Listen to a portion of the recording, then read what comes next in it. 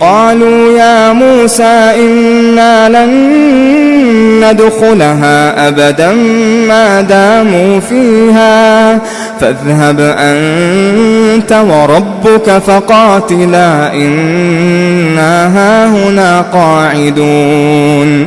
وہ بولے کہ موسیٰ جب تک وہ لوگ وہاں ہیں ہم کبھی وہاں نہیں جا سکتے. اگر لڑنا ہی ضرور ہے تو تم اور تمہارا خدا جاؤ اور لڑو، ہم یہیں بیٹھے رہیں گے. قال رب إني لا أملك إلا نفسي وأخي فافرق بيننا وبين القوم الفاسقين. موسیٰ نے خدا سے التجا کی کہ پروردگار میں اپنے اور اپنے بھائی کے سوا اور کسی پر اختیار نہیں رکھتا، تو ہم میں اور ان نافرمان لوگوں میں جدائی کر دے. قال فإنها محرمة عليهم 40 سنة يتيهون في الأرض فلا تأس على القوم الفاسقين. خدا نے فرمایا کہ وہ ملک ان پر 40 برس تک کے لیے حرام کر دیا گیا کہ وہاں جانے نہ پائیں گے اور جنگل کی زمین میں سرگرداں پھرتے رہیں گے، تو ان نافرمان لوگوں کے حال پر افسوس نہ کرو. وَاتْلُ عَلَيْهِمْ نَبَأَ ابْنَيْ آدَمَ بِالْحَقِّ إِذْ قَرَّبَا قُرْبَانًا فتقبل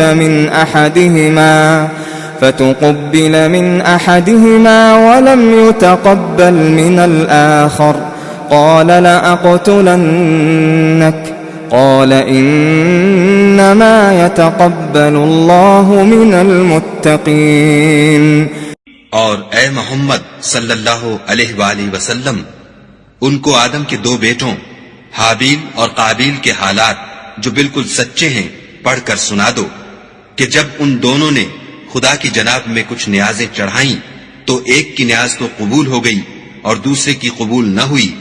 تب قابیل حابیل سے کہنے لگا کہ میں تجھے قتل کر دوں گا. اس نے کہا کہ خدا پرہیزگاروں ہی کی نیاز قبول فرمایا کرتا ہے. لئن بسطت إلي يدك لتقتلني ما أنا بباسط يدي إليك لأقتلك إني أخاف الله رب العالمين. اور اگر تو مجھے قتل کرنے کے لیے مجھ پر ہاتھ چلائے گا تو میں تجھ کو قتل کرنے کے لیے تجھ پر ہاتھ نہیں چلاؤں گا، مجھے تو خدا رب العالمین سے ڈر لگتا ہے. إني أريد أن تبوء بإثمي وإثمك فتكون من أصحاب النار وذلك جزاء الظالمين. میں چاہتا ہوں کہ تو میرے گناہ میں بھی ماخوذ ہو اور اپنے گناہ میں بھی، پھر زمرہ اہل دوزخ میں ہو، اور ظالموں کی یہی سزا ہے.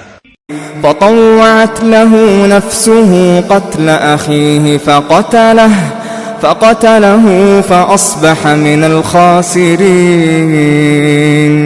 مگر اس کے نفس نے اس کو بھائی کے قتل ہی کی ترغیب دی تو اس نے اسے قتل کر دیا اور خسارہ اٹھانے والوں میں ہو گیا. فبعث الله غرابا يبحث في الأرض ليريه كيف يواري سوءة أخيه قال يا ويلتى أعجزت أن أكون مثل هذا الغراب فأواري سوءة أخي فأصبح من النادمين. اب خدا نے ایک کوا بھیجا جو زمین کو ریدنے لگا تاکہ اسے دکھائے کہ اپنے بھائی کی لاش کو کیوں کر چھپائے. کہنے لگا اے ہے مجھ سے اتنا بھی نہ ہو سکا کہ اس کوے کے برابر ہوتا کہ اپنے بھائی کی لاش چھپا دیتا. پھر وہ پشیمان ہوا.